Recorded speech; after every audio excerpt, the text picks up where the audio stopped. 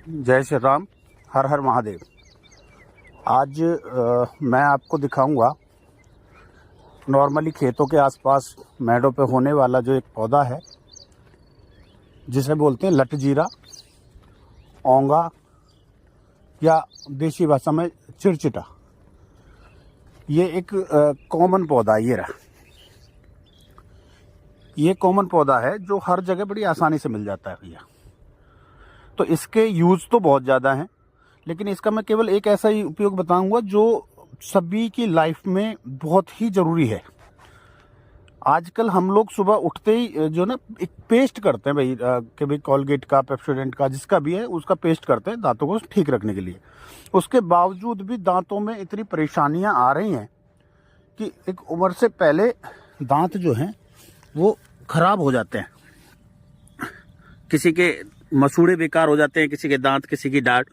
उसके बावजूद भी तो हमारे पहले जो बड़े बुजुर्ग थे वो करते थे दातुन, नीम की, बबूल की, लटजीरे की, ऐसे पीपल की।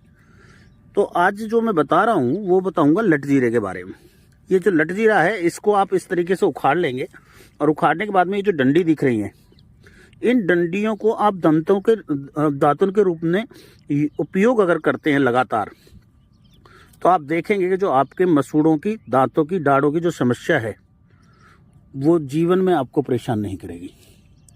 एक साधारण सी दिखने वाली चीज़, एक साधारण सा पौधा बेवजह की चीज़ों में लगे हुए हैं, केवल दिखावे में अपने आप को खराब कर रहे हैं।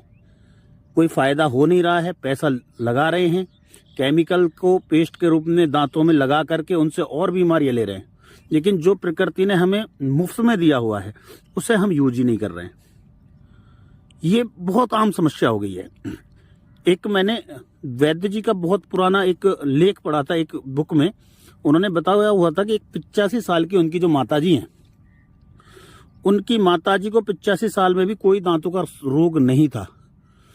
तो उसकी जो वजह उन्होंने बताया कि उनकी माताजी जन्म से ही, मतलब जब से उन्होंने दांतों को दातुन से प्रयोग करना शुरू किया तब से लेकर के और जब तक वो जिंदा रही तब तक उन्होंने केवल इस जो चिड़चिटा की जड़ का जो दातुन है वो किया था। और उसका फायदा ये हुआ कि उनका कब 85 साल की उम्र तक भी कोई दांत, कोई दाढ़ नहीं उखला।